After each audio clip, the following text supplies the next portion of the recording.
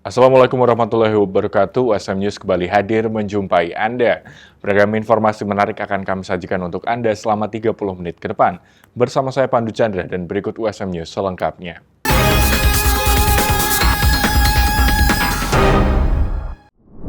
Peringatan Hari Kartini di Universitas Semarang pada tahun ini diwarnai dengan semangat pemberdayaan perempuan. Ikatan Ibu-Ibu Universitas Semarang menggelar seminar bertema Rona Wanita Nusantara yang dipadukan dengan lomba fashion show. Kegiatan yang diselenggarakan di Auditorium Insinyur Rujatmoko pada Selasa 21 April 2026 ini menghadirkan narasumber Dr. Gigi Grace Wesusanto, pegiat seni dan budaya, serta Hajah Darosi Endah, dosen psikologi dari Universitas Diponegoro. Selain itu, acara tersebut turut dihadiri sejumlah tokoh, di antaranya Ketua IIUSM Siti Koeria, Ketua Pengurus Yayasan Alumni Undip Profesor Kesi Wijoyanti, serta jajaran pimpinan Universitas Semarang dan anggota IIUSM. Siti Koeria mengungkapkan peringatan Hari Kartini ini menjadi momentum bagi perempuan untuk terus berkarya dan berdaya. Perempuan masa kini harus mampu beradaptasi dengan era digital tanpa meninggalkan nilai budaya dan tradisi Indonesia. Dan semangat emansipasi yang diwariskan Raden Ajeng Kartini menurutnya masih relevan hingga saat ini. Harapan saya semoga kegiatan peringatan Hari Kartini dapat menjadi penyemangat ibu-ibu Universitas Semarang untuk lebih berdaya dan terus berkarya di berbagai bidang tanpa melupakan kodratnya. Jadi acara Hari Kartini itu tidak hanya sekedar ajang fashion show saja, tetapi menjadi momen untuk melanjutkan perjuangan dari Ibu Kartini. Jadilah Kartini masa kini yang cerdas, yang mampu beradaptasi dengan era digital, tetapi tetap berpegang teguh pada akar budaya Indonesia dan kepribadian bangsa Indonesia. Keberagaman kebaya dari berbagai daerah mencerminkan kekayaan budaya dalam tema Rona Wanita Nusantara. Kemeriahan acara berlanjut dengan gelaran lomba fashion show yang menampilkan beragam busana kebaya dari seluruh penjuru Nusantara. Ketua Panitia Hari Kartini 2026 IIUSM Sinta Pramucitra SIKOM MIKOM berharap kegiatan ini dapat menjadi sumber inspirasi bagi perempuan. IIUSM akan terus berkembang sebagai wadah yang aktif, inklusif, dan inspiratif dalam memberdayakan perempuan di lingkungan akademik. Dan dalam kesempatan ini kami ingin mengajak semua ibu-ibu itu untuk dapat menginspirasi melalui Rona Wanita Nusantara ini.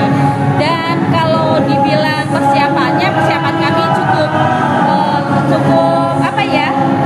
selama 1 bulan itu kami benar-benar bagaimana mengolah kegiatan ini supaya dapat seru-seruan dan juga tentu saja dapat menginspirasi semuanya. Harapan kami ke depannya semoga USM atau IIUSM tentu saja dapat terus berkembang menjadi wadah yang semakin aktif, inklusif dan inspiratif dalam memberdayakan perempuan serta menghadirkan program-program yang bermanfaat bagi akademik. Melalui kegiatan ini, semangat Kartini diharapkan terus hidup dan menginspirasi perempuan Indonesia untuk maju tanpa melupakan akar budaya bangsa. Presiden Prabowo Subianto mentargetkan pembangunan pembangkit listrik tenaga surya atau PLTS mencapai 17 gigawatt sepanjang tahun ini, sebagian dari program nasional 100 gigawatt energi surya. Komitmen tersebut disampaikan melalui Menteri Pendidikan Tinggi, Sains dan Teknologi Brian Yuliarto usai rapat di Kompleks Istana Kepresidenan Jakarta. Presiden meminta agar realisasi program PLTS dipercepat, terutama untuk menggantikan pembangkit listrik berbasis diesel. Pemerintah menargetkan penambahan kapasitas energi terbarukan sebesar 17 gigawatt tahun ini.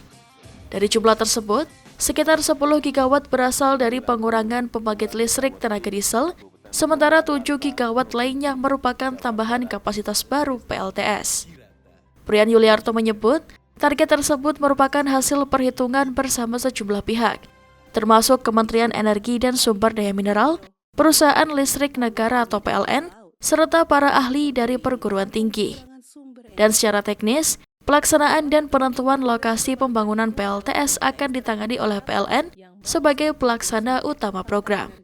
Kami diminta melaporkan evaluasi terkait beberapa program, terutama tadi bersama Danantara, kaitannya dengan program PLTS 100 Giga.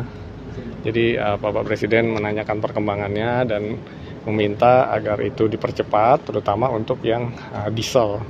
Jadi tadi dari hasil rapat yang sudah dilakukan antara Danantara, PLN dan juga dari para ahli-ahli di Kementerian Dikti dari beberapa perguruan tinggi, ditargetkan tahun ini 10 giga yang diesel itu bisa dikurangi, kemudian yang lainnya juga akan ditambah kira-kira sampai 7 giga. Jadi untuk saat ini dari perhitungan yang dilakukan bersama-sama Kementerian SDM, dari PLN, Danantara dan juga beberapa ahli dari perguruan tinggi, itu kira-kira 17 giga bisa dilakukan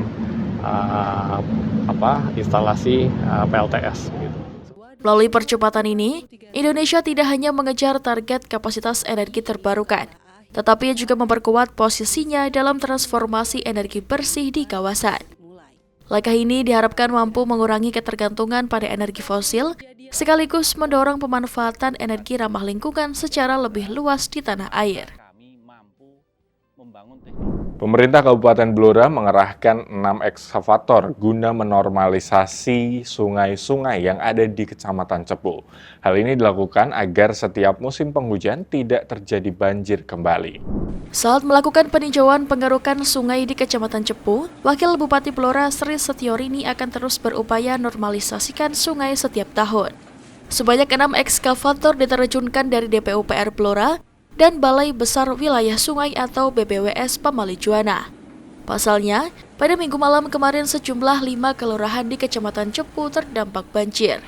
Kelima tempat tersebut meliputi Kelurahan Balun, Kelurahan Karangboyo, Kelurahan Cepu, Kelurahan Ngelo, dan Kelurahan Tambak Romo. Banjir terjadi adanya air susulan dari hutan yang ada di sekitar Kecamatan Cepu. Secepatnya, Wabub akan menambah embung untuk menampung air kiriman dari hutan. Di Kecamatan Cepu, saat ini hanya ada 1 buah embung, yakni embung Gelebok. Namun besarnya air embung tersebut tidak mampu menampung air hingga meluber. Kita akan memetakan drainase-drainase yang tersumbat maupun sungai-sungai yang ada sedimentasi. Kita sudah minta bantuan DPU. Nanti DPU juga akan memetakan, kita akan ada pengerukan dengan ekskavator dan ini melibatkan partisipasi masyarakat dan alhamdulillah sudah ada pengusaha Cepu yang ikut membantu. Nanti kita ekskavatornya kemungkinan ada 6 sehingga nanti bisa bareng-bareng mengeruk sedimentasi yang ada di wilayah sungai tersebut. Dan tentunya ini merupakan langkah awal kita, setidaknya kalau terjadi genangan bisa cepat surutnya. Selain meninjau pengerukan sungai, Wakil Bupati Blora Sri Setiorini juga menyambangi warga yang terdampak banjir. Sebanyak 746 paket sembako disalurkan untuk membantu meringankan beban warga. Diharapkan dengan penambahan embung, ke depan Cepu tidak lagi menjadi langganan banjir. Memang Cepu ini sudah langganan, Mas. Jadi kita tidak perlu kaget adanya banjir di Cepu, namun yang terpenting adalah ke depan. Kita harus mempersiapkan lahan supaya ada bantuan dari yang berwenang untuk sebuah bendung embung untuk penampungan air, karena air yang datang dan air yang pergi ini nggak imbang. Kalau kita melihat, kenapa saya bilang itu, karena memang situasi lokasi yang seperti ini tidak bisa diapa-apakan lagi. Kita akan berusaha tetap nanti program dengan BBWS 1 tahun di musim kemarau dan di musim hujan kita mempersiapkan pembersihan lokasi yang banjir tadi. Dari Blora, Jawa Tengah, kontributor WSM TV Eko Agung Suryanto melaporkan. Semangat Kartini terpancar dari keceriaan puluhan anak-anak tingkat TK Tunas Rimba, Perum Perhutani KPH Purwodadi. Mereka mengikuti lomba mewarnai dalam acara yang bertajuk Spesial Hari Kartini. Kegiatan ini menjadi wadah bagi generasi muda untuk menyalurkan bakat seni sekaligus melatih kepercayaan diri sejak dini. Kegiatan yang berlangsung mulai pukul 9 WIB ini diikuti dengan antusias oleh total 25 peserta yang terdiri dari seluruh siswa Taman Kanak-kanak Tunas Rimba. Setiap peserta sambil membawa peralatan mewarnai sendiri dari rumah. Keseruan acara ini turut didukung sepenuhnya oleh Ikatan Istri Karyawan Perhutani Purwodadi yang hadir memberikan semangat bagi para peserta. Keterlibatan IIK tersebut menambah kemeriahan lomba, di mana anak-anak tidak hanya berkompetisi, tetapi juga mendapatkan edukasi dan asupan nutrisi yang bermanfaat selama kegiatan berlangsung. Hari ini kami melaksanakan kegiatan lomba mewarnai dan storytelling untuk anak-anak TK Tunas Rimba dalam rangka menyambut Hari Kartini. Yang diharapkan adalah anak-anak mengambil hikmah dari peringatan Hari Kartini ini untuk terus belajar giat dalam belajar dengan penuh ceria.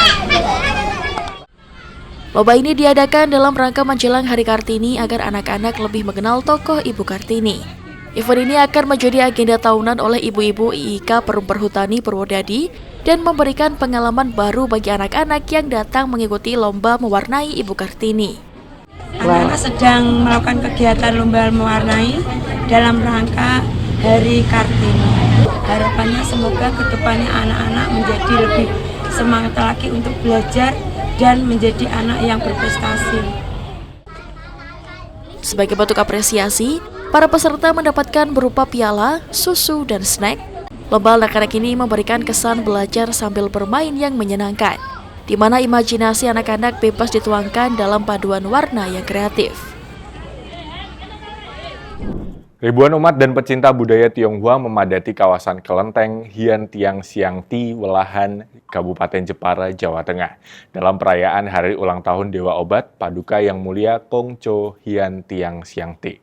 Kirap meriah ini tak hanya menjadi ritual keagamaan, tetapi juga menjadi simbol pelestarian budaya dan toleransi. Suasana meriah dan sakral menyelimuti kawasan Kelenteng Hian Tian Siang Te di Welahan, Jepara, Jawa Tengah. Ribuan umat dari berbagai daerah di Indonesia tampak memadati area kelenteng untuk mengikuti perayaan ulang tahun Dewa Obat Kong Cho Hian Tian Siang Te yang diyakini sebagai pelindung dan penegak keadilan dalam ajaran Taoisme.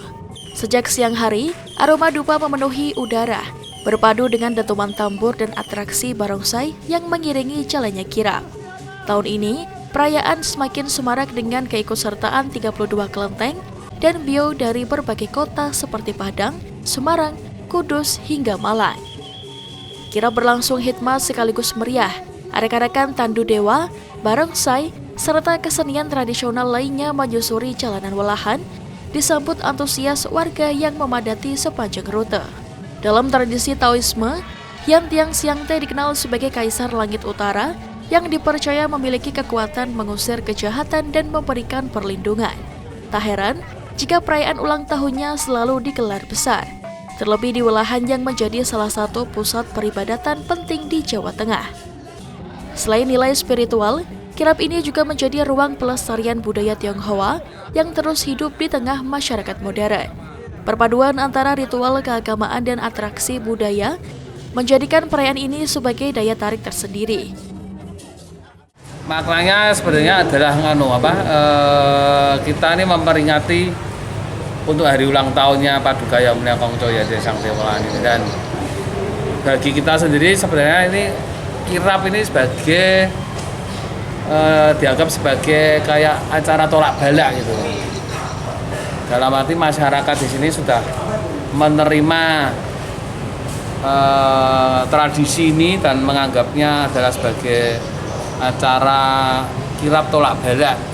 Untuk tahun ini yang ikut kirap budaya adalah 32 peserta, diantaranya dari Padang, dari Semarang, dari Kudus, dari Gresik, dari Malang, dari Cepu, dari Weleri, Temanggung, dan beberapa kota lainnya. Sementara itu, dari pemerintah Kabupaten Jepara akan mengemas acara ini menjadi lebih meriah agar bisa menjadi salah satu destinasi tujuan wisata di Kota Ukir. Mengingat kegiatan ini berlangsung beberapa hari, sehingga bisa ikut menghidupkan geliat UMKM di wilayah Kelenteng. Mengingat Kelenteng Wulahan Jepara ini merupakan salah satu kelenteng tertua di Indonesia dan di Jawa. Ya, ini ada beliau Pak Diki, jadi kita kolaborasi untuk merayakan Kojo yang di Wulahan ini. Jadi tahun depan kita akan persiapkan lebih baik supaya menjadi destinasi wisata yang lebih baik lagi, ada tambahan pariwisata di Kabupaten Jepara. Nanti detailnya sama Pak Kepala Dinas. Ya, ini salah satu kelenteng tertua di Indonesia, apalagi yang di Jepara. Tamunya ini ada sekitar kurang lebih 32 kelenteng se-Indonesia. Jadi ini menjadi potensi yang luar biasa untuk kita kembangkan karena memiliki sejarah yang panjang untuk kelenteng yang ada di Kabupaten Jepara. Di Wulahan Jepara ini, batas antara ritual, budaya, dan atraksi publik menyatu dalam harmoni. Kirap Kongco Hyang Tiang Siang Te tak hanya menjadi ibadah bagi umat, tetapi juga simbol keberagaman dan toleransi yang terus hidup dirawat di Kabupaten Jepara, Jawa Tengah. Dari Jepara, Eni Ayu Lestari, USM TV. Peringatan Hari Kartini di Kota Semarang dirayakan dengan cara berbeda. Ratusan siswa SMA Negeri 1 Semarang menampilkan kreasi seni budaya dalam pagelaran bertajuk Sri Kandi 2026 sebagai wujud emansipasi dan pelestarian budaya. Pentas seni Sri Kandi 2026 digelar di lingkungan sekolah dengan melibatkan seluruh siswa kelas 10 dan 11. Kegiatan ini menjadi ajang ekspresi sekaligus pembelajaran nilai-nilai perjuangan Raden Ajeng Kartini. Beragam penampilan ditampilkan dalam acara ini, mulai dari tari tradisional, fashion show Kang Mas dan Mbak Yu, hingga karawitan. Seluruh penampilan menunjukkan kreativitas siswa dalam mengangkat nilai budaya lokal. Salah satu yang menjadi perhatian adalah penampilan karawitan yang dibawakan oleh siswi. Mereka menampilkan musikalisasi puisi yang mengangkat sosok Kartini dengan iringan gamelan. Kegiatan ini menjadi bagian dari program OSIS dalam memperingati Hari Kartini, sekaligus menjadi wadah bagi siswa untuk menyalurkan bakat dan minat di bidang seni. Tak hanya sebagai hiburan, pentas ini juga mengandung nilai edukasi. Siswa diajak mengenal dan mencintai budaya, sekaligus memaknai perjuangan Kartini dalam kehidupan masa kini.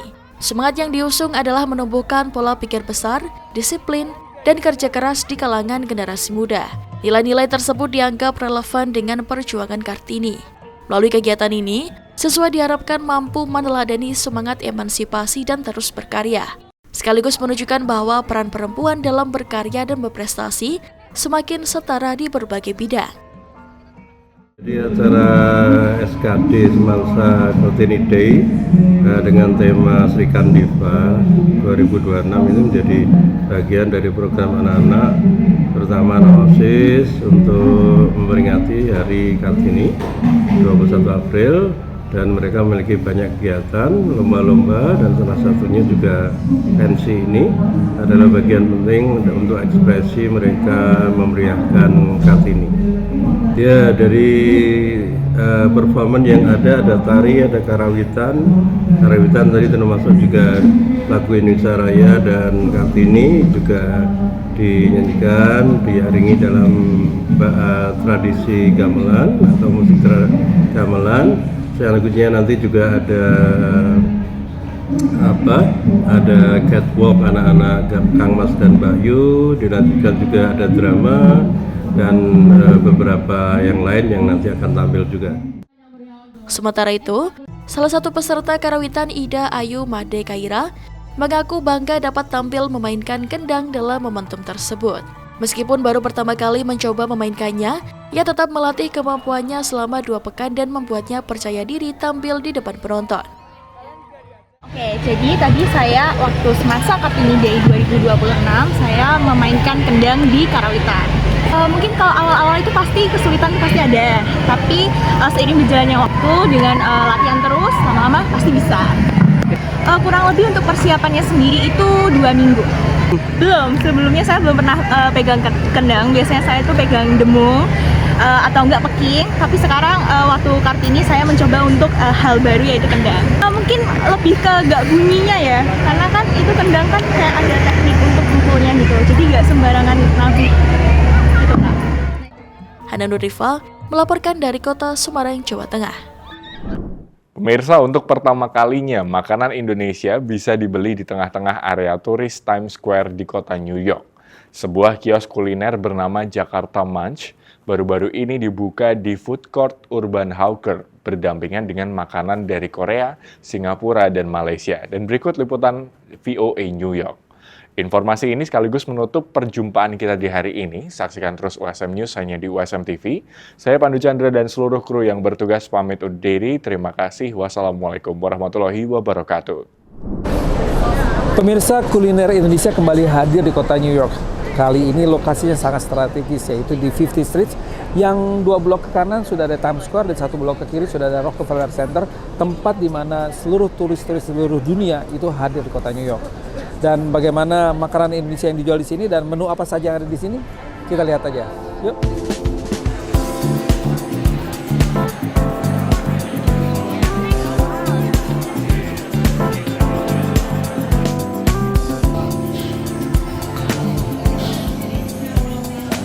Boleh pesen nasi, jadi pisah-pisah ya prosesnya, jadi pesen nasi dulu, jadi nasi rice, nasi biasa ya, kemudian chicken sama gulai, katanya enak gulai. Ya, pedas? Enggak pedas, gulainya pedas tapi? Pedas. Ya udah, nggak apa-apa. Udah, oke. Oke. Terus kondimennya ada kerupuk, bawang goreng, acar, sama, boleh? Ya, kerupuk, semua ya? Boleh. Nasi campur, sama pangsit tacos, 26.9.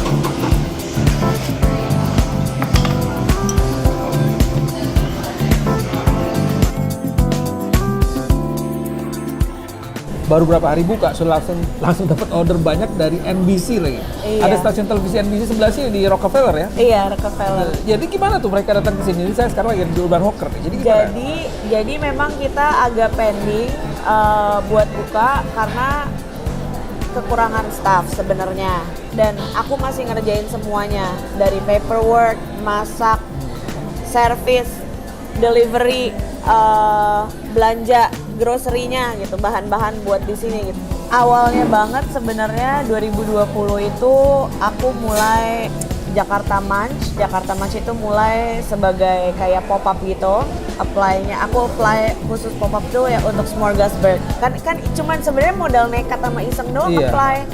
Ternyata diterima. Terus ini mereka benar-benar semua dari Singapura. Terus yang lokal vendor itu Filipina. Aku Indonesia itu dari Jakarta Munch. Malaysia ada Lady Wong. Oh, yang paling pojok ya? Iya. Terus sama satu lagi Korean American Fusion Yummy Ubu. As a New Yorker coming into a food hall, you don't necessarily want to have something that's rich and sticking to your gut. Sometimes you do want something that's healthy. We want to be a space for everyone. I'm so happy to have healthy Indonesian flavors. It's really a great addition to the food hall. Kenapa namanya Jakarta Munch? Yes. Gitu ya. Jadi benar-benar ada deep meaning.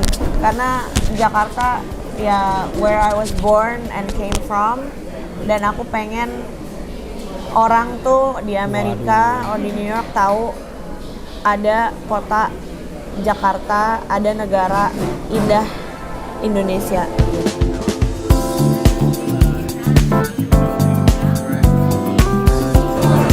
Saya sekarang mau coba makanan dari Jakarta Munch, yaitu gulai,